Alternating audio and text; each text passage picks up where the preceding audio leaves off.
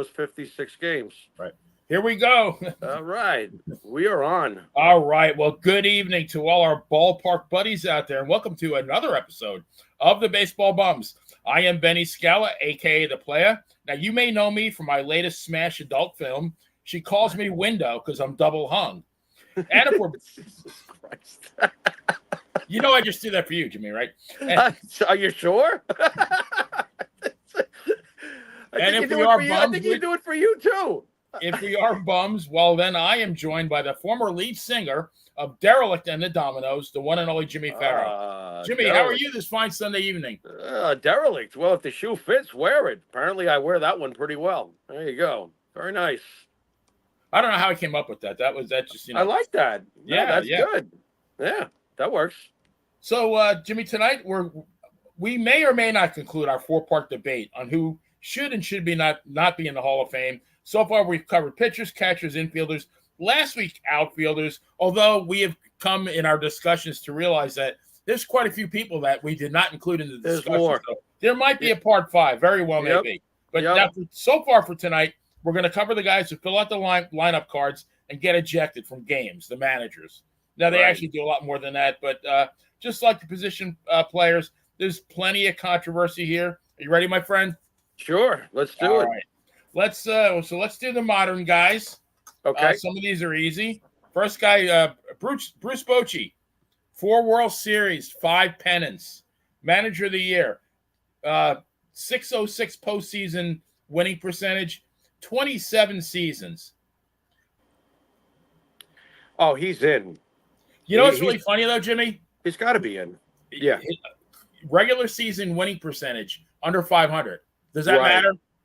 No, not really. I mean, you're not a manager for 27 years by accident. What was that? 5 World Series? How many championships? 5 pennants, 4 series. Only 1 Manager of the Year, which is kind of odd. Okay. All right. I mean, no-brainer, right? I think he's a no-brainer. He did more than enough. Well, there's another great manager who won 9 pennants in 5 World Series.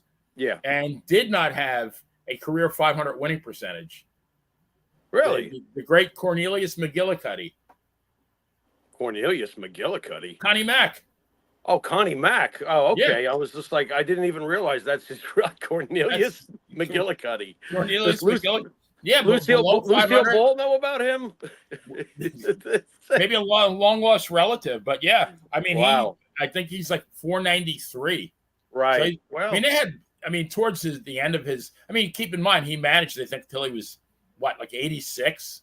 Right. He managed for 50 years. Right. And there was some bad teams towards the end, but, in the beginning, they were a powerhouse. Right. Well, you know what, though? Just to make it simple, Bochy is to the Giants what Torrey was to the Yankees. There's one less championship, but, wasn't that 3 and 5 seasons? Well, he won the one in Texas, though. That's amazing. Right. Was he also the manager of the Padres back in 98? Yes. Come on. How many times do you want him to get to the dance? That's what I'm saying. This is like probably, my opinion, the best manager in baseball today. Although the next guy, he's got a good start. Dave Roberts, 1 World Series, 3 pennants, Manager of the Year. He's got 5 seasons of 100-plus wins. Now he's got a 626 regular season winning percentage, which is, of any managers who have managed over 1,000 games, highest all time. Over Joe McCarthy even. And let's see, 536 postseason. So I think, definitely on the right track, managing the right teams, got Ohtani for the next 10 seasons. Right. I think he's going to be a shoo-in. Yeah. I won't say he's there yet, but he's definitely on his way. By the way, he is no Joe McCarthy. I don't care what his. Oh God, I don't care what his. I mean, it's impressive that he has such a great winning percentage during the regular season, but he's not Joe McCarthy.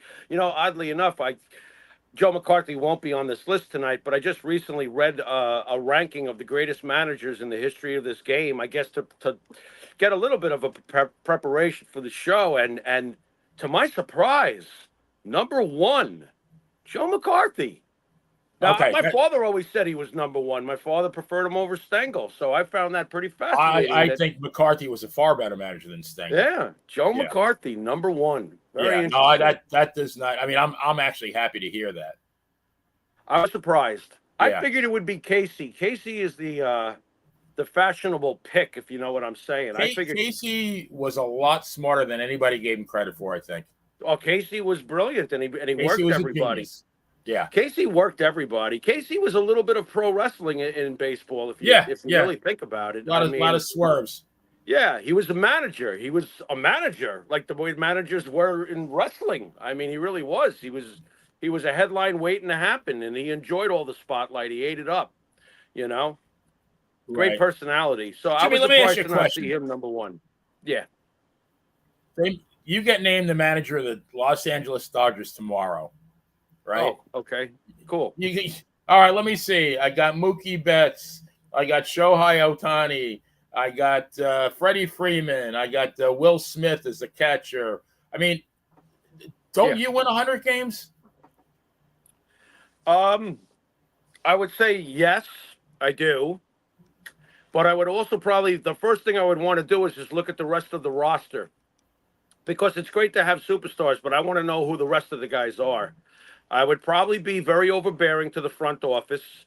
I would not do it by analytics. I would be very much a pain in the ass because I would want to do everything by my gut, which I trust implicitly. So I probably wouldn't last as Dodgers manager because I would wind up flipping a table over in the front office. I'm Definitely sure. not a panderer. You know, I got to say though, I think the Dodgers are significantly underachieving this year. They're not even on track to. I mean, they were saying after they signed Ohtani, they were going to win 120 games. I agree. They're not going to win 100. I agree. I mean, they are definitely underperforming. Right. I don't know what that means about his role in the clubhouse as a leader. I know that I would be flipping out, absolutely flipping out. There was not a single pitch or a single game or a single inning that should be wasted. I want everybody 1,000% all the time. You know, I mean, it's a much lesser example, but I was like that as a teammate and then as a captain. You cannot jake it on my watch. I will not have it, you know, of any kind, you know, and I will show you up. I'll show you up in front of the whole fucking team if I think that you're fucking, you know, jerking off. See Billy Martin. I mean, he wasn't afraid to do that. Yeah, I would go by my gut, you know. I mean, over the last, especially the last 10 years or so, going back to maybe 2015 and stuff before the young Yankees came up in 2017, there have been guys that I have wanted, and I know that we can afford them as Yankee fans. I know that they can afford them, and I'm watching this idiot who once upon a time could get nothing wrong, has gotten nothing but everything wrong for years now. I mean, when Verlander still wasn't even on the Astros yet. I'm like, God damn it, go get him. He is clearly the best of his generation. Go get him the way you got Roger all those years ago. Yeah. I remember to a much lesser extent, but David Price, who had once upon a time during a 5 to 7 year period was the best big lefty in baseball. He was fantastic. Phenomenal. And I wanted him. I'm like, go get Verlander and Price. I was like, everything else will take care of itself. Just build a baseball team around those two guys. Right. And they didn't. They didn't. And oddly enough, Verlander went on to win championships and he won another Cy after that. And then Price goes to the Red Sox, and he's not even fully David Price and clinches the game-winning World Series championship. I'm like, what are you doing? You know, David Bryce Harper, very underrated pitcher. You know, looking at Bryce Harper over there, you couldn't tell early on he was go get him. He's a left-hander who gives a shit. He hits for power. Look at the porch. Oh my God, are you kidding me? Let me tell you, he would have been such a hero here in New York. The way he plays, they love him in Philly.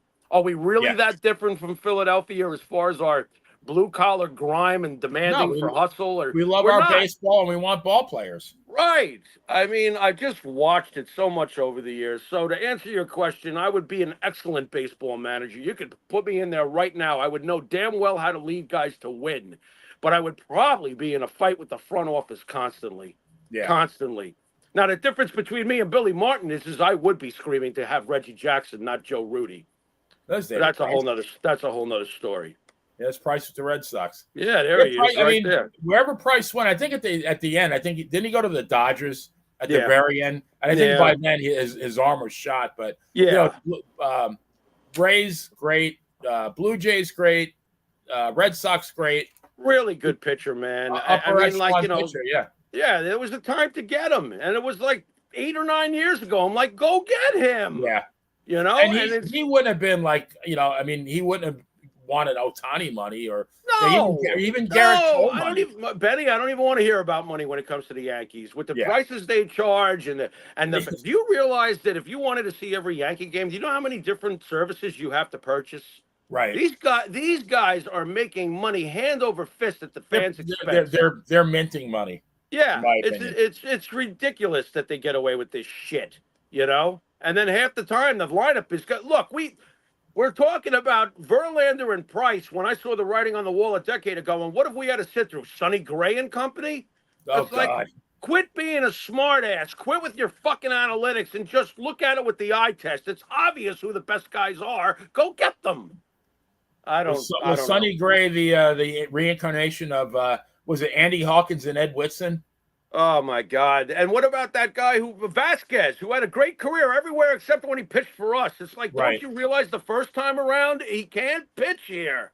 It's like, and then Damon hits the grand slam off him. I'm like, oh my God! Yeah. Gets all cutesy wootsy, and don't forget, while Damon's hitting that grand slam, where's Roger and Andy? They're in Houston, getting ready to go to the World Series the following year. Exactly. Brilliant. That's brilliant, Brian. You've been brilliant for decades now at this point. You know, and he can't even take credit for A-Rod because the exiled Steinbrenner, the late great Hank, brought A-Rod here. Right. You know, he can't even take credit for that. You know what I'm saying? It's just like, so what have you done? What have you really done? Matsui got an MVP. You got rid of him. Damon was one of the biggest reasons we won that World Series. You got rid of him. Wow, how did we get off on this? Maybe we should talk about GMs that shouldn't be in the Hall of Fame. Maybe that'll be next week. The sick thing, though, Betty, the crazy thing, though, is real quick, Cashman's going to be in the Hall of Fame as a GM. You know it. One day, right? Well, do they? I guess you could. Yeah, they have execs. Of course Fame, they right? do. They're called builders and innovators, man. Right, He'll be in the building. He'll be in the building section. Good God. Jimmy, how about AJ Hinch? World Series, 2 pennants, 522 regular season winning percentage, 11 seasons. Still too soon? Yeah, and I don't think he's on pace for it. No, he don't love me as. Was he won the tainted one? I think so. Okay. Or is that Cora? No, I think it was him. I think it was Hinch. Was it? Yeah, I blanked it. I blanked it out of my mind so much. What happened with the Astros? Yeah, I'm going to say no to him for now. I mean, unless he, I mean, you never know. He can catch fire, win another couple of World Series. But Good. Still a relatively young guy. Dave Martinez of the Nationals, World Series pennant. Good start. 706 postseason, which is great. Wow. Only 7 seasons in, but a 451 regular season winning percentage. That ain't going to get you in. No, that ain't going to do it. No, he ain't making it either. Nope. They got a miracle run there on his resume. Okay. Yeah. That's it. No, he's a no. And last but certainly not least, Aaron Boone. 586 regular season, 452 postseason, 7 seasons in. No fucking way. No way. No. Is Aaron Boone, Jimmy, the Marty Schottenheimer of baseball? Wow. I mean, Marty was 11-5 every season, right? That's first round good. Of the playoffs got blown out. That's a good comparison, man. I actually almost got offended on reflex from Marty Schottenheimer, but when you think about it, I guess that's when I lived in Kansas City, Marty was the coach. Marty was a great coach too. But here's the difference, though. I can say that comfortably. Marty was a great coach. He was. He just, I don't know. It didn't happen for him in the postseason. I don't think Aaron Boone's a great manager. I don't. I don't look at him and go, that's a great manager. That's a tactical, go by your gut.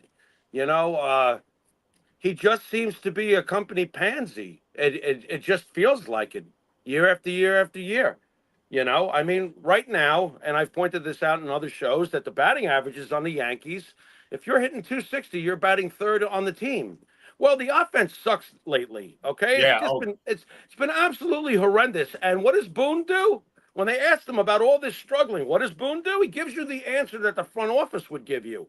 Well, I'm sure by the end of the year we'll be in the top 5 in runs scored and this and that and that. I don't care how many fucking runs you score. I care when you score them. All right, I don't give a shit. They top load the lineup. You got two great hitters, and everybody else is swinging for the seats and failing miserably. It's the same old shit year after year. Where are the baseball players? I think if they took Boone's shirt off, he's actually a robot.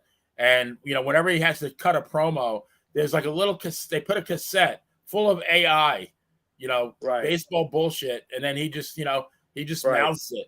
I mean, I just Right. don't. He's not a favorite of mine.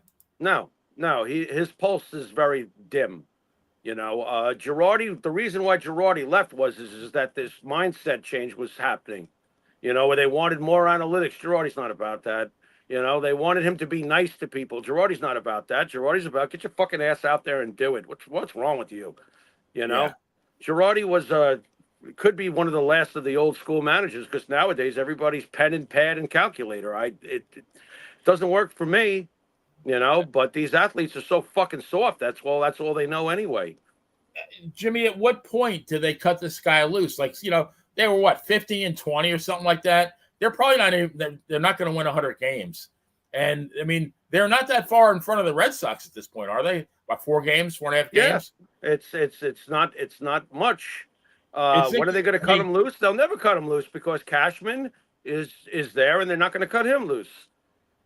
Look, I've had enough of Cashman. Okay, I've been watching this for years with Cashman. I'm sick and tired of it. But they don't care what the fans want. They figure they're winning 90 to 100 games every year, 95 to 100 games every year. They're making $1 billion, right? Yeah, and they're making $1 billion, but they're not giving us anything that I want to gravitate to. This lineup does nothing for me.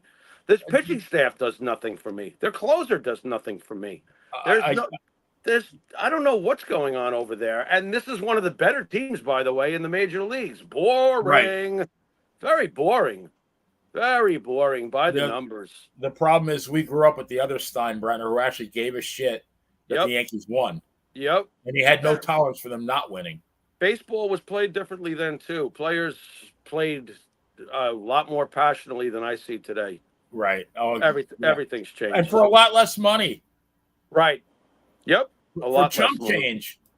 Compared to what's going on today, yeah. I mean, billionaires, and they suck half of them. It's a joke. It really is a joke. I got a list of, I call it recent past. So these are guys who are no longer managing, but have managed in the past 5 seasons. First guy is Terry Francona, 2 World Series, 3 pennants, 3 managers of the year, 538 regular season winning percentage, 564 postseason, 23 seasons. In. No brainer. In. Oh yeah. Easy peasy. Yeah, I wouldn't mind if he was managing us right now. Oh hell yeah. I'd take it. Bye, Aaron. Yeah, he's great. He's old school. It's been, all right, been great for a long time. The next couple are really, to me, these are puzzlers. Dusty Baker. Yeah. World Series, 3 pennants, 3 managers of the year, which that surprised me. 540 regular season, 528 postseason, 26 seasons. In. Dusty Baker's in. I think Dusty has the most wins of any manager that is not in the Hall of Fame. Yeah, Dusty needs to go in. Yeah. I mean, 26 years served, and he's always been a top manager. His teams are always good. Now this is every week, Jimmy. There's one of these picks that is like my favorite, because I want to hear your take on it. And this is it. Buck Showalter, 4 managers of the year, 509 regular season winning percentage, 385 postseason. I think he won only 1 postseason series in 22 years as a manager. Not in. Okay. So I mean, hey, look. That another Marty? Well, it's not even another Marty because no, not in.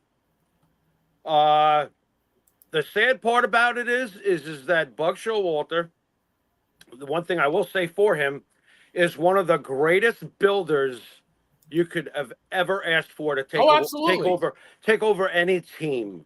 All right. So the 509 career winning percentage doesn't surprise me as far as regular season because he more than once has done this where he's come into a fucking disaster and turned them into just about championship material and then he would leave, and right away, all of his hard work would result in a title for that team. Right. He did this several times in his career. Well, First with the he was the first Yankees. manager of the Diamondbacks, I think, First, wasn't he, in right. '98? First with the Yankees. I'll never forget how he fixed the Yankees because he really did. Him and Gene Michael did, with, I believe, assistance from George. Anybody who thinks George didn't have anything to do with that is just fucking clueless. But Showalter with Michael did an unbelievable job restoring Yankee pride and quality. Then he went to Arizona, like you said, and he did it there. Then he went to, what did he go to, Texas?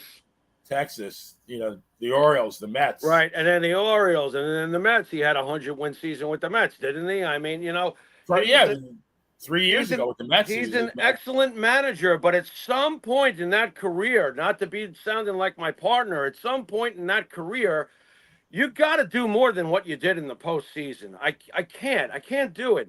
The low winning percentage I get because he was always fixing someone else's problem and turning them into championship material, but he wasn't there for the championships. He doesn't get to take credit for that because then that's a diss on Joe Torre. No way. Joe Torre was the one and the right one, and there was plenty of things that changed after Showalter got here to ensure that we turned into what we turned into. Mariano became a closer during Joe's time. Derek wasn't even starting when Buck was there. Derek's first glimpse of Major League Baseball was the postseason when Buck did something great. He wanted to make sure that Jeter, I think Posada, a few of the kids who hadn't even played yet were on that squad so they could witness what it's like to play in postseason. Right. You know what I mean? So Buck did everything right with every team he ever went to, and he got great results. But you can't just win one postseason series in 22 years. Yeah, that's not going to cut it. With a 509 lifetime winning percentage. I can't do it. But if he goes into the building ward, but he's not a builder, technically, even though he was. So as a builder, he's Hall of Fame material. But end result as a manager, no, I can't do it. There's no championship. If he had gotten one or two, maybe yes, then with a World Series or two. If he had managed even one World Series championship to go with everything that he's done over all these years, I would say yes. And it's that final line for me that you at least get one title out of this from somewhere. Yeah. I really like the guy, but I love him. Yeah, I love him. I would take him right now to replace Aaron Boone, but he never would return because Showalter's another guy who would probably argue with Cashman. You can't do this. Stop playing it this way. Stop it. Now Buck was always analytically smart, but Buck had a good gut. He had both, and there's not too many managers who have both. Good baseball man, for sure. He's a great baseball. I think he's a genius, honestly. I really do. I think he's great. I loved him as Yankees manager. I've always rooted for him. Even when he went to the Mets, I told Met fans, you just got someone who's going to fix you guys fast. So Buck would be like the Seth Rollins of baseball, right? He'd be the architect.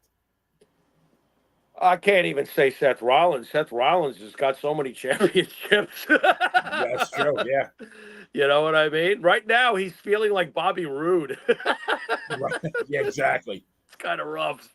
So, to me, this one's a no-brainer. Joe Madden, World Series, 2 pennants, 3 Manager of the Year, 532 regular season winning percentage, takes the Cubs to their first World Championship, in 108 years? Mm-hmm. You got to get us on that, right? Yeah, I think he's done it. The old man's done enough. He's definitely got the Rays to their first World Series. They didn't win, but right. I mean, it took a team that was an absolute joke. That's a miracle. It really is. When he left, I mean, they were routinely winning, like 93, 94. Now, nobody in the stadium. Right. That's not his fault. The fact that what's his lifetime winning percentage, did you say? 538? 532. But when he took over the Rays, and when you realize, like you just were saying, when you realize that a lot of this was with Tampa Bay, and then the poor sad sack Cubs. No, this guy's. Can we get him? Is he? I want anybody but Aaron. Honestly, I don't know. Now, do you think his style would translate in New York? No, probably not. But you know what though? Am I wrong? Why does he remind me of a Bob Lemon type of manager? Am I wrong to say that? He's very I mean, demeanor-wise, very placid. He's not, he's Right. not fiery like Boone. Right. Right. Bob Lemon was just he had an aura though. You understand what I'm getting at? Right. It's like Bob Lemon wasn't over the top, wasn't didn't wear everything on his sleeve, was very professional, very gentlemanlike and stuff like that. I don't think that that's what this team needs. So I guess if you're asking me would he fit with this particular situation in New York? No, probably not. Probably not. This team needs a foot up the ass, man. I Well, mean, it really does. maybe perfect segue. Next guy, Joe Girardi, Ah, World Series pennant, Manager of the Year, 545 regular season, 538 postseason, 14 seasons. he's very close, but I'm going to say no. He would need another 5-year run with somebody, perhaps Right. another championship to slam it home. But Joe Girardi is one of my favorite kind of managers. I love Joe Girardi for a bunch of different reasons. I didn't want to see him go when it happened. I didn't agree with it. No, same. I said to anybody who I was talking to at the time about the Yankees, I said they just brought in a yes man. Because Joe's mean to Gary. Do you realize what Joe Girardi got out of Gary Sanchez? One of the laziest, most one-dimensional ball players ever. Did you see what he was getting out of him? He even got him to hit for average. He got him to hit for power and average. Right. He got him to be a stud. And that's because he stood on his neck. Joe was a catcher. People forget, I love catchers who become managers because the catcher is the smartest guy on that field. Yeah. He's supposed to be. That's his job. He's supposed to understand every hitter that's coming to the plate, every pitch that's being thrown to him, how his pitcher feels that day, what to throw, when to throw it, where the guy should be in the outfield, where the guy should be in the infield. He sees it all because he's looking right at it like we look at the screen at home watching the game. So Joe's a catcher. Joe's a genius, How do you think Yogi Berra was able to go from the Yankees and then to the Mets and be able to do that sort of stuff as a manager? Because he's a catcher. Here's what was Joe Torre at some points during his career, by the way? Catcher, mostly catcher. Oh, there you go. Well, at least in the beginning, he was a catcher. Then right, then and a damn good one. Right, very good damn catcher. good one. A catcher. That's why another shame that Munson's life was cut short. Because if you think Thurman Munson eventually wasn't going to be managing the New York Yankees, you are wrong. All right, Thurman Munson would have gone on to be a Yankee manager, and trust me, there would have been a championship somewhere in there because Thurman Munson would have nothing less than that as far as effort. So there's all these other things. Never mind the fact that he didn't get the chance to finish out his Hall of Fame career because he would have. He eventually was Yankee management material. He was captain. He was a leader. And we both know how much George loved Thurman. So, yeah, Thurman would have been approached with that. Now, would have Thurman wanted to do it after baseball? That's a bit of a toss-up. Yeah. That's a bit of a toss-up. But if Munson got the itch, trust me, there's only one place he'd be going back to put a uniform on, and it would be to be managing the New York Yankees. Girardi's a great manager, but it's not. He's not there yet. Let me give you. You mentioned Gary Sanchez. 2016, he comes up, right? Right. 53 games, 20 homers, 42 ribbies, 299. Great, right? Next year, full season, well, only in 122 games, 33, 90, and 278. I mean, and he got Gary Sanchez. He got Gary Sanchez to knock in 90 runs and hit almost 280. Right. But you're hard on him, Joe. You know that was going on. You know that, right? That was coming out in the press that Gary wasn't happy with all the pressure being put on him. That Joe's too rough. And I'm like, well, what is too rough? I don't understand what that even fucking means on a baseball team. What is too rough? I've had, in the business world, I had a lot of bosses that were very tough and very demanding. But you know what? They got the best out of me. And isn't that what it's all about? Isn't that what a good manager is all about? Yes. Getting the most out of their employees? Yes. Yes. It's one of the most hardcore things I've ever read. But in 94, not to switch the sport, but it's about the manager. It's about the coach. 94, Mike Keenan walks into the New York Rangers locker room and goes right up to Brian Leach, first ballot Hall of Fame defenseman, probably the greatest pure Ranger in the history of the franchise, going back to 1926. And he walks right up to Brian Leach in front of everybody and goes, "Who the fuck do you think you are? You think you're fucking Chris Chelios? You're no fucking Chris Chelios." He started demeaning him right in front of everybody because he wanted more out of him. Messier saw this and realized that this is actually injuring Brian. Brian couldn't handle it. Messier actually had to intervene, pull Keenan into the office, tell him that there's certain guys you say that to and certain guys you don't. And Leach is not one of them, blah, blah, blah, blah, blah. And then Messier goes out to talk to Leach about it, and Leach just gives him a cold stare and goes, "I'm fine." So guess what? Wow. It worked. It did work. Yeah. Because when Messier walked into the office to tell Keenan, "Hey, maybe you did that to the wrong guy," meanwhile, Leach is sitting in his locker getting angry. At first it was hurt, and then he's like, "Wait a minute. I am just as good as Chris fucking Chelios. What the fuck?" Yeah, and I'm gonna prove that asshole wrong. Like, right. And you know who won the Conn Smythe Trophy the year that the Rangers won a Stanley Cup? Brian Leach. Yep. So there it is. Really good example. Yeah. So we agree. So maybe Joe will get picked up by somebody and he will have that run. I'd like to see that. Where do you think he'll go? Because I'd love to see him come back. Well, I'd like to see him come back here. Yeah. Give him another shot. Yeah. I don't know. I don't know where he would go. I don't know where he would go. He's a special kind of manager, and they don't make those guys anymore. So, all right. So now we have the not so recent past, which still fairly recent, but not within the last 5 years. All right.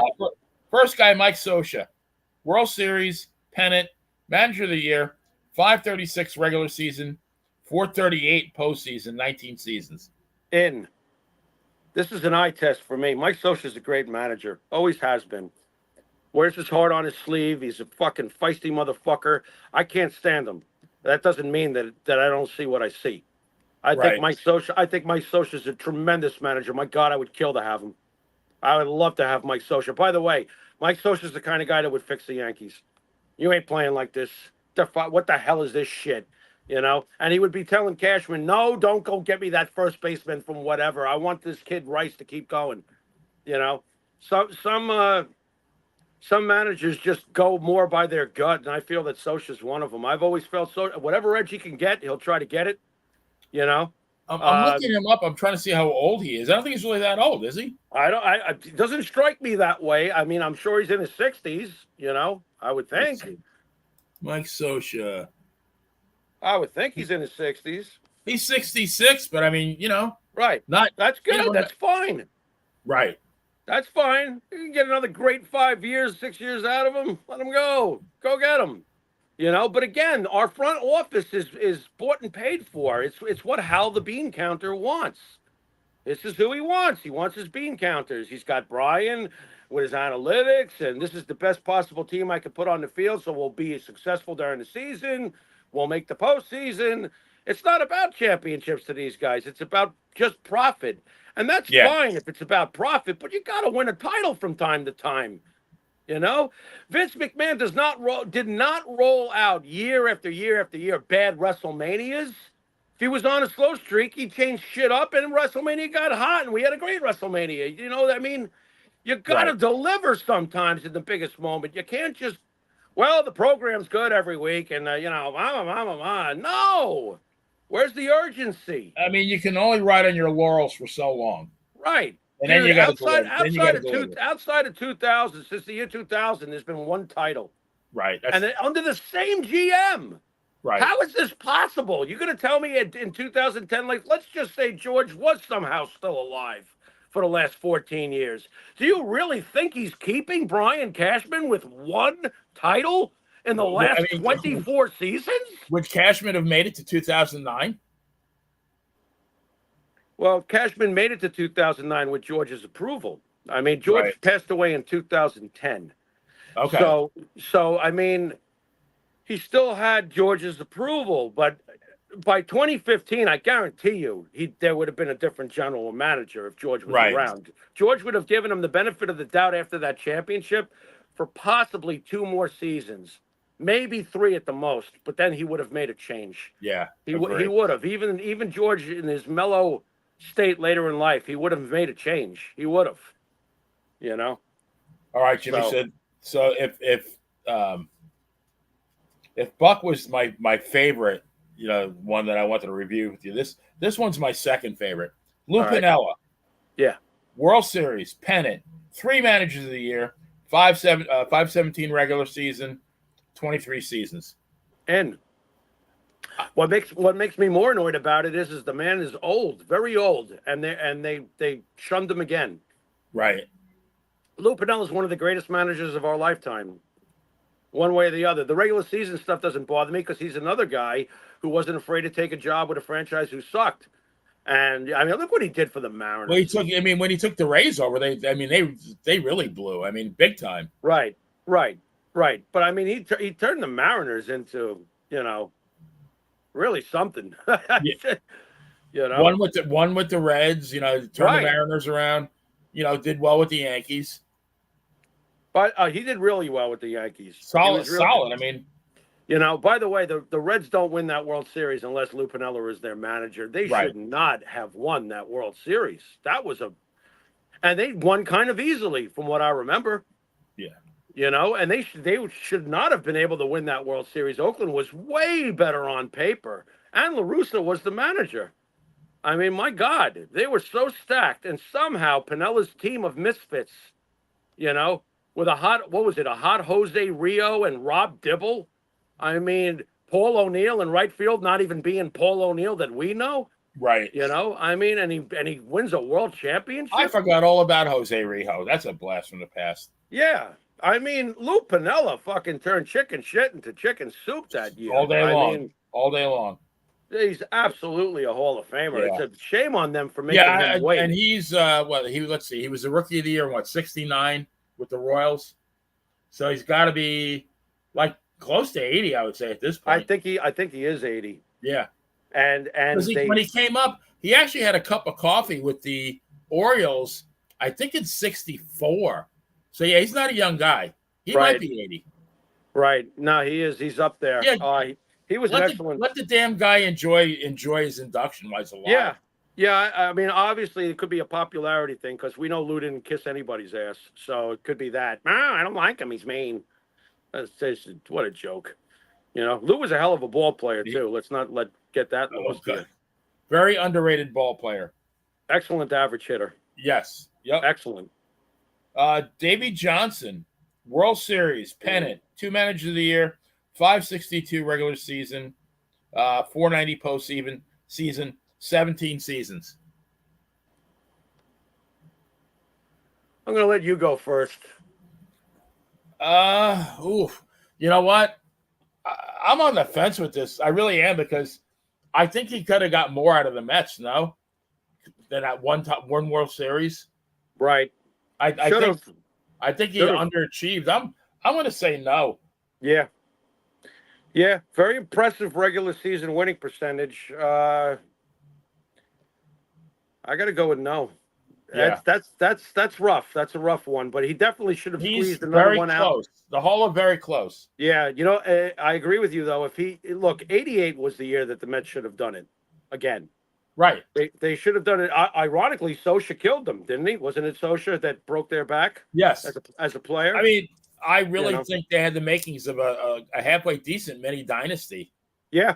And if he had won 2 or 3 in 5 years, absolutely 100%. Right. Yep. No, right. You know what? It's going to sound strange. He's no Buck Showalter.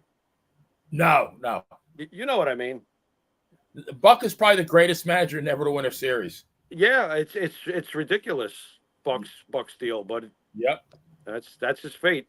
All right, some of these Cito Gaston, 2 World Series, 2 pennants, 516 regular, 529 postseason, 12 seasons. No. Got the 2 series with the Jays. I know. Those teams were very loaded, though. Cito did a great job with them, don't get me wrong. But he doesn't strike me as a Hall of Famer. He doesn't, I think of Hall of Fame managers. I think of guys like Jim Leland. You know what I mean? he doesn't. Well, and you know, to me, the big appeal is when you can take like Showalter, or Right. there's going to be another guy that we're going to talk about very soon, Right. where you're taking multiple teams and turning them around, like Pinella. Right. Right.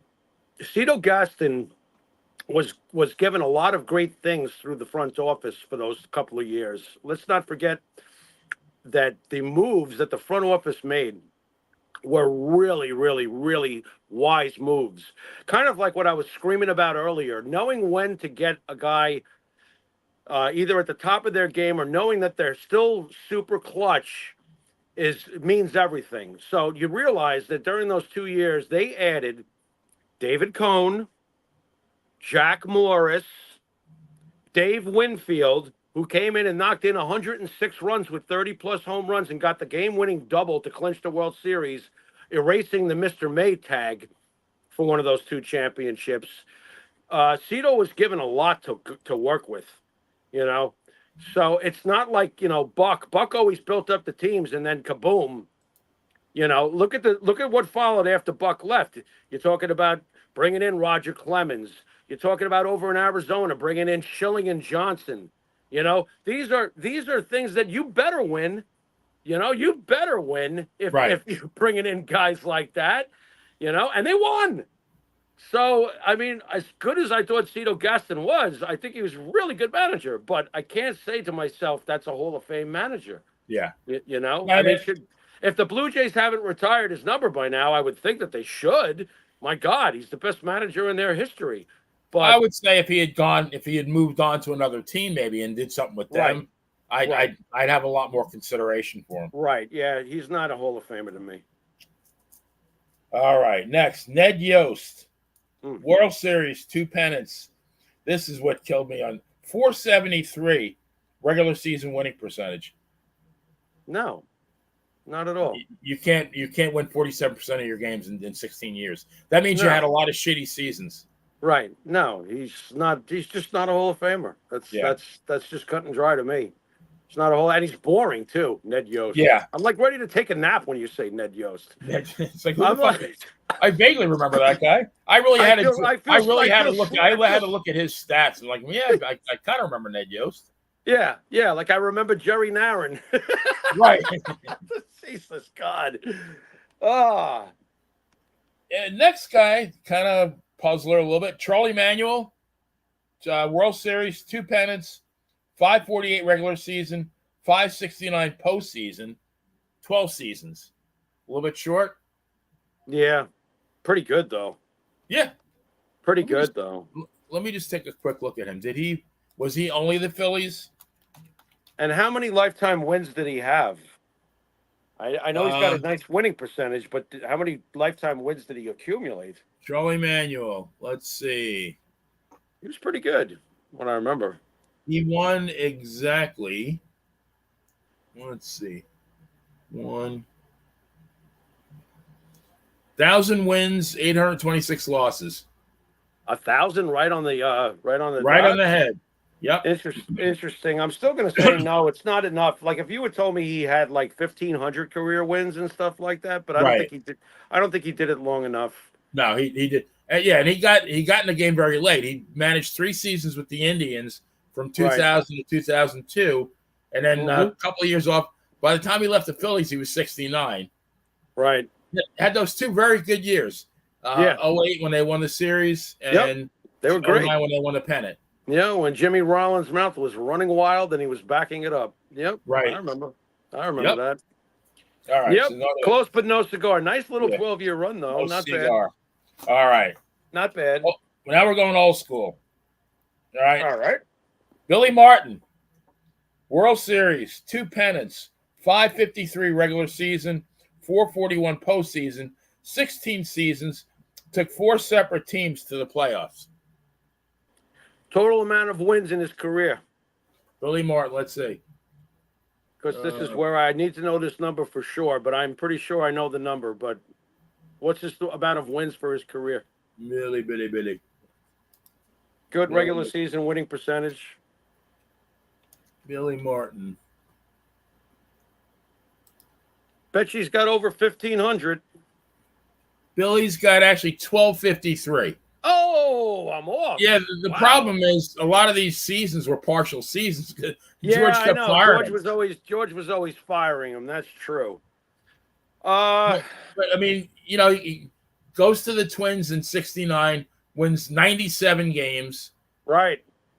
Then he 1 year off, goes to the Tigers, wins 91, Right. goes to the Rangers. With shit, by the way. These teams you're mentioning were shit. Keep going. Yeah, the Rangers in the mid '70s were not very good. They were terrible. Yeah. And what did he do? What did he do there? He won. He was 84 and 76, and then 44 and 51, and I guess they canned him. Right. Then, right. Well, he managed the Yankees the same season, so maybe. Right. Well, he won 84 yeah. games with a team that shouldn't have even probably won 54 games. I can tell you that. Right. I remember that. Then the A's. I mean, A's built them up.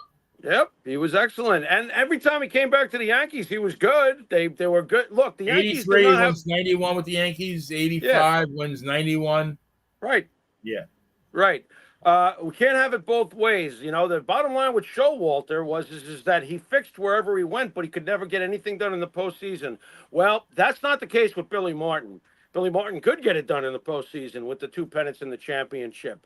And if George hadn't been constantly firing him, God only knows what would have happened during the 80s. Look, the Yankees won the most games during the 80s, during the regular season. They were the winningest team during the 80s in the regular season.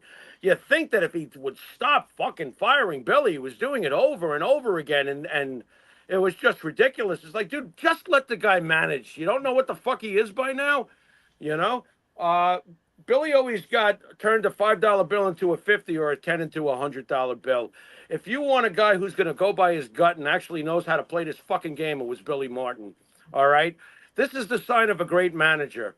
Okay? In 1977, and I know I've told you this off air, so forgive me for repeating myself, but to the audience at home, it's very important. 1977, we had a guy, Don Gullett. We had picked him up from the Big Red Machine. It was a good signing at the time. It appeared to be a good move. He goes 14-4. The playoffs come, blows out his shoulder. It's fucking hurt. Billy Martin goes to the bullpen and brings in the 4th inning. I mean, it was early in the game. Brings in the Cy Young Award-winning closer when the closer role was still being defined by people like Raleigh Fingers and then, of course, Goose Gossage. Brings in Sparky Lyle. Sparky Lyle proceeds to pitch the rest of the game. His closer. Because Billy needed that game. We can't afford, fuck your analytics. You see where I'm going with this, how we do things today? Fuck your analytics. If we lose this game, there is no fucking tomorrow. Don't tell me we're going to come back from 2 down or whatever the hell. I am not surrendering this game. So Sparky goes out there and finishes it up, and we win the game, and we go on to win the pennant. We go on to win the World Series.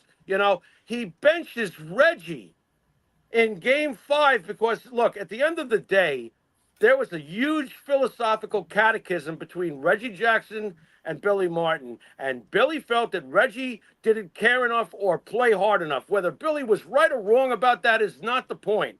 The point is that he benched Reggie for the deciding game and then brought him in the 8th inning, I think, to pinch hit, and Reggie, of course, delivered.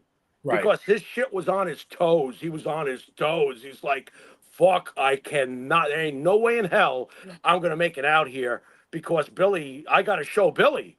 It was as much I got to show Billy as it was I got to show myself. Billy Martin was a take no prisoners kind of manager. I loved him. I thought he was everything that was right about baseball. He bled Yankee pinstripes. All right. He was one of the greatest managers of his generation. He is a Hall of Fame quality manager. Is. He did what he needed to do at that moment because he had enough confidence in his managerial abilities that when the next situation came along, he'd have a solution. Right. He always did. He was always he always did. Ahead. He always did. When you see Billy walk out to the plate after George Brett hits that infamous home run off Goose Gossage into the upper deck or wherever the fuck it went. I mean, I don't think it ever landed. It's funny too because Frank Messer was saying, this matchup is, not. He wasn't feeling it, and then you hear Messer go, as the ball's going out, and meanwhile, sitting on the bench, staring at the bat, is Billy. Billy's like, there's a lot of pine tar on that bat. There might be too much pine tar on that bat. I think I'm going to go over there and ask the umpire to measure that pine tar. Are you kidding me?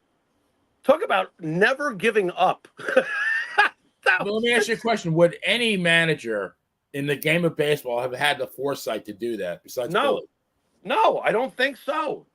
And it's funny how Martin and Jackson seem to be such polar opposites when they really were very similar in their competitive nature, believe it or not. They wanted to win. Because in the World Series, I think it's the next year in '78, Reggie's caught in a rundown between first and second, or he's just in the middle of something there. And the ball, he stayed in the baseline. He was within the rights to stay in the baseline, and the ball comes, that was really on the guy making the throw.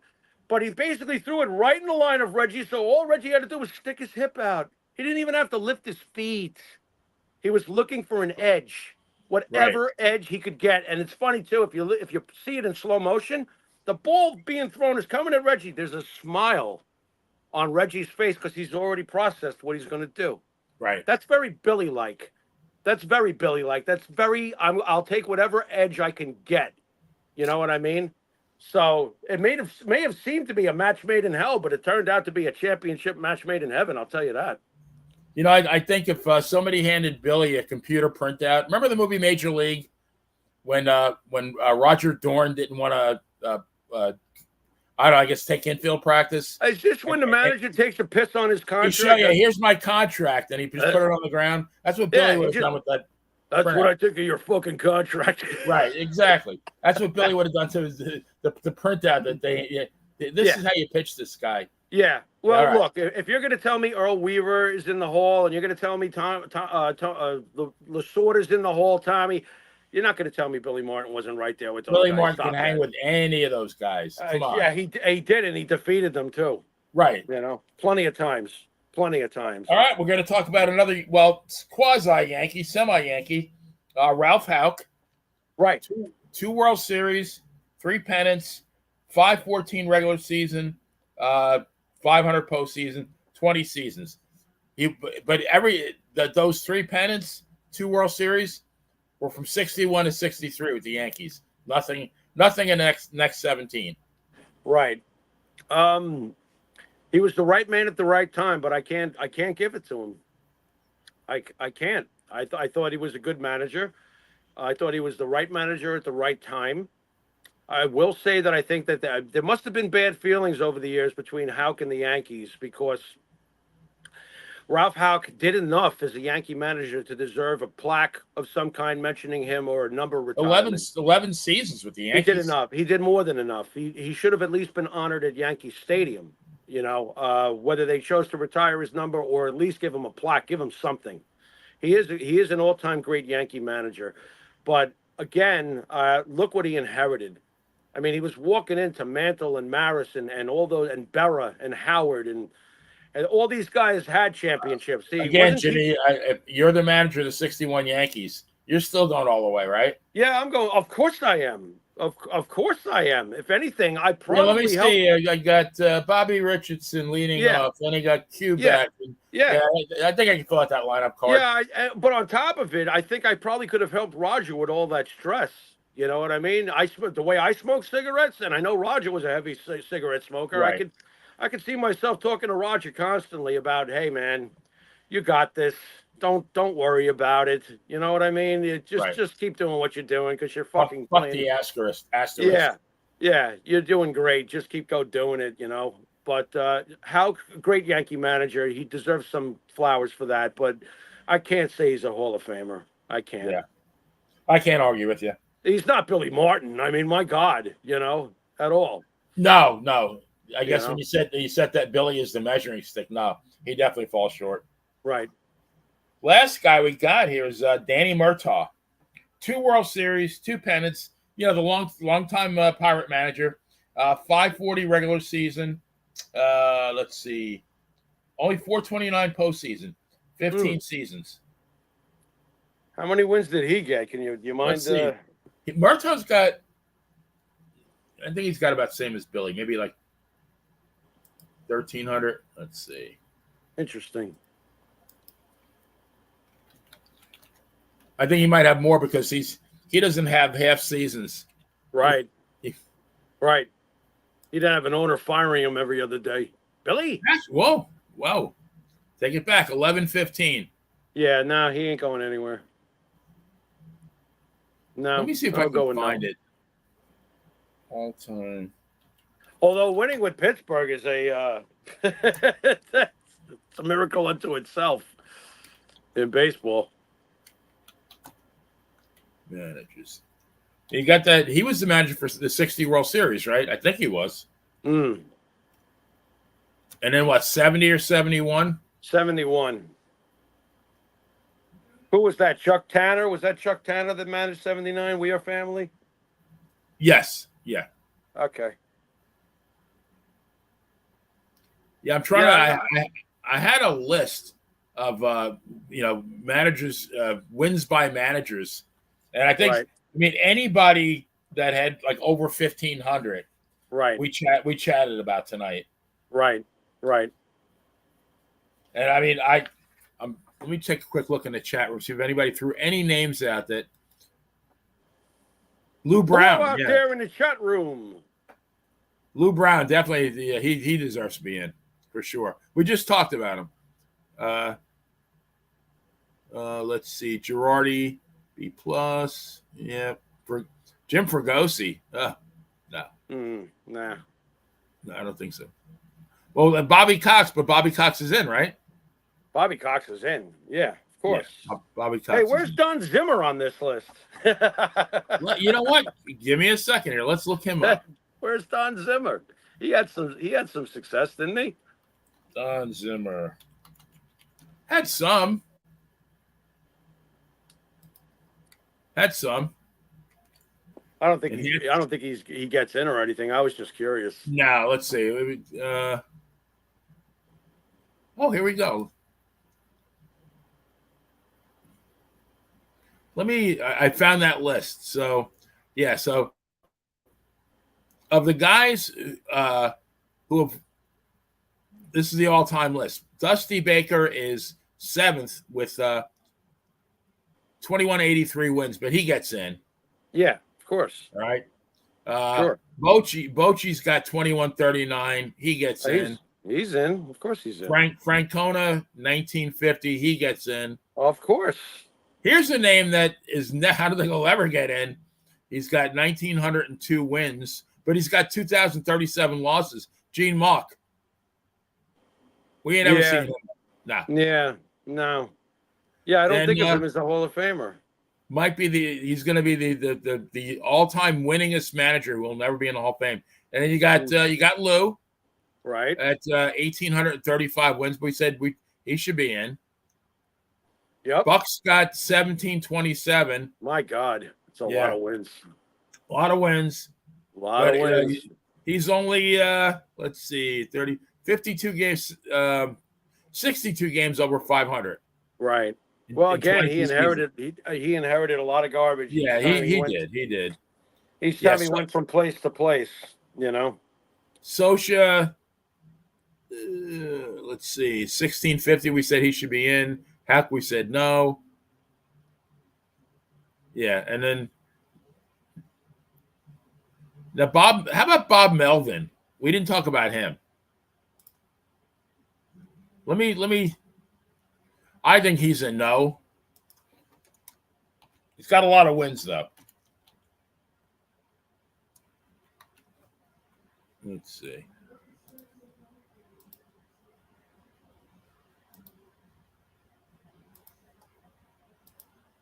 You still there, Jimmy?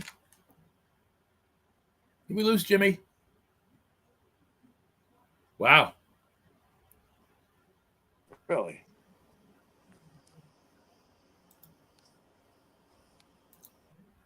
There he is. He was there for a second. Earth to Jimmy.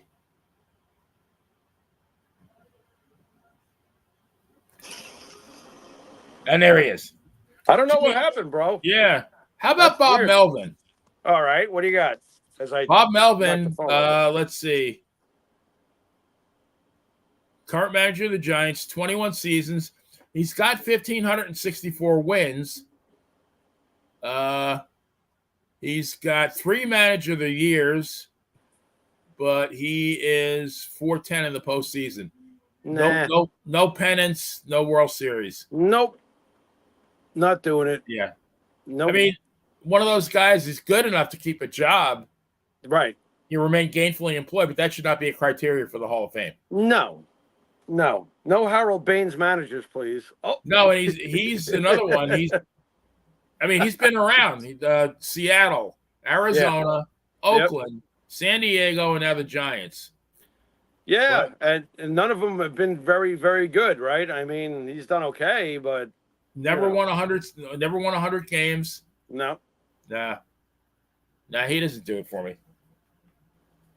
Nope, not in. Yeah. So, Jimmy, the hour's up. What do you think? We do another show on the stragglers? Yeah, we might have to. We have to come up with some names and see what we got. I'm sure there'll be I'm sure it could at least be a segment on the next show. That's for sure. Well, who do we throw out? We throw out Rusty Staub. You had another couple of really good names. I was thinking about Vada Pinson. I mean, there's other guys. There might be some other pitchers and catchers and stuff like that. Right. But we'll see if there's a list sizable enough. If there isn't, they will just make it a segment on the show. That's all. Yeah. Yeah. Staub. You got Vada Pinson. There was a couple, like a Rocky Colavito, maybe. Well, he's kind of, he's worth mentioning anyway. What about Kluzinski? Big Clue, yeah. Big Clue is a great power hitter. Yep. There's some names. No, I really think, there's a lot of good ball players that are not in. Yep. A lot of really good. We're looking for the ones who deserve to be called great, though. That's the whole thing. Right. Yeah. So, yeah. I think Billy Martin was great. I'm very comfortable with saying he should be in the Hall of Fame. So. Yeah, I don't think. Again, poor guy couldn't live for it, but. Yeah. Well, Billy was his own worst enemy, but if Billy had lived any other way, Billy wouldn't have been the person he was or the manager he was. Everything was Billy was a little bit like an Axl Rose in a way. You know what I mean? What would be like if you could describe Billy Martin in one word? I would use the word combative. What would you use? Crazy. I thought Billy Martin was crazy, but that doesn't necessarily mean you're not a crazy genius. So I guess I would need another word. I would need 2 words. Crazy genius. Yeah. Because he was. Didn't you love watching the Yankees when Billy was the manager? Of course I did. I love Billy Martin. Even the way he walked out to the mound. Everything about Billy Martin. And you knew he was a great Yankee. He never wanted to be traded from the Yankees. He loved the Yankees. He didn't feel right in any other uniform. But to his credit, anytime he did put on another uniform, he gave it 1,000%. And he expected that of every guy around him, and he got it out of them. Wasn't he the one that stood up and helped Ron LaFleur when Ron LaFleur was like straight out of prison and stuff? Like, he turned Ron LaFleur into an all-star. I mean, he got him to, and there's that, I'm sure Billy had his racist views just like a lot of guys did back in the day. Well, of course, yeah. But if he's such a racist, then why would he help Ron LaFleur? I mean, he totally went out of his way to make Ron LaFleur feel like a member of society and then a member of the baseball team and make him feel good and make him feel confident and totally built him up. I mean, I would like to think that if Billy had lived all these years later, him and Reggie probably would have grown close, I'm sure, in their older years. There was I don't know if you ever heard of this book, Jimmy. It was written by, I don't know if it was really written by Mantle. At least it was ghostwritten by Mantle. It was called The Quality of Courage. No. Very, very good book. And he talks about a number of guys. One guy he talked about was Don Zimmer. We talked about Zimmer earlier. How Zimmer got nailed in the skull with a pitch back in the day when a helmet was optional. Right. And the guy literally had to lay on his back for like 6 months while they had to drill a hole in his skull And he went back, dug right back in like nothing ever happened. Just right. Like klutzy guys. But he mentioned Billy Martin. I guess there was I don't know what World Series it was, but the catch, the one with Jackie Robinson, the infield fly, that was insane. Right. That's an insane play. That was all effort. That was, I'm going to get this ball. God damn it, if it kills me. And that's how if Billy didn't Martin catch lived that, life. it would not have been good, right? It would have been catastrophic what Billy did in that. I think that complete game is available. I think that I've watched that complete game. There's a couple of archives that have complete games between the Yankees and Dodgers from back in those days, and in the World Series. And Billy, that's how Billy lived his life. Everything with Billy was go 1,000%. Billy was not gifted physically. Billy wasn't the biggest, strongest guy in the Billy room. was a guy from the streets. Right. He was just a little scrapper, Right. and he lived life that way. I mean, when he felt that things weren't going their way early in the 70s, look, they had been through the 76 World Series, and seeing Martin just going out there screaming at the umpire early on in the series, don't you be intimidating me. Don't you? He's like, Billy, I'm not intimidating. Don't you be intimidating me. He's just right in his face. Billy was so upset with the sweep. I'm sure you know about this play. I think it's the ninth inning, for God's sakes. The World Series is over. The Reds have killed us. We're going to get swept. And it's the weirdest thing. You see a baseball come rolling by behind home plate like someone threw it. That was Billy. Billy was still arguing right to the end. He was arguing right to the end, and they threw him out of the game. I think he didn't even see the final out. I think he got thrown out of the game. He was sitting in his office basically in tears because the Yankees had lost the World Series. He was ruined by it. He was so upset, And I don't know how accurate it is, but they made a movie called The Bronx is Burning that ESPN did years back. Oh, yeah, I remember that. Great movie. The 77 season. And I don't know how accurate it is, but Billy's sitting at the desk after the sweep, and he's in tears. You can see that he's just eating him alive, that they weren't able to get the championship. And George comes in and leans over that desk and starts, we were swept. Swept, Billy. He's like, never again. I mean, he was so angry. And you can see he's blaming Billy. And it's really not Billy's fault. They ran into the big red machine. They didn't have enough hitting. They didn't have enough pitching. They wound up making the adjustments in the offseason. They brought in Reggie. They did several other things, to shore up the force of the team. But, you could see how much it mattered to Billy. Billy just bled Yankees pinstripes. Oh, yeah. I mean, really moved by it. Yes, sir. All right, Jimmy, that about wraps this one up. I really have to give us a Barry Horowitz. A Barry Horowitz. Pat on the back. Okay. Right? All right. Because I think we did a really thorough job covering, it's a topic that's been debated for years and years, and it's going to be debated till the end of baseball time. So I really hope, and it's not over yet. We probably will do another episode, but I really hope our listeners enjoyed this, and I really hope you did as well. Absolutely, dude. I love talking baseball with you. I love the content. I think it's great. This is the Hot Stove League 2024, and I'd really like to thank all of our listeners for their weekly support. And if you like the show, please share it with your friends. Maybe even Mo at the water cooler at work. Mo, or maybe even Shlomo. Wasn't there a tennis player named Shlomo? What's that? Shlomo Glickstein. Wasn't it Shlomo Glickstein? Right? Shlomo? I know this. There was. What? I know there's Jay.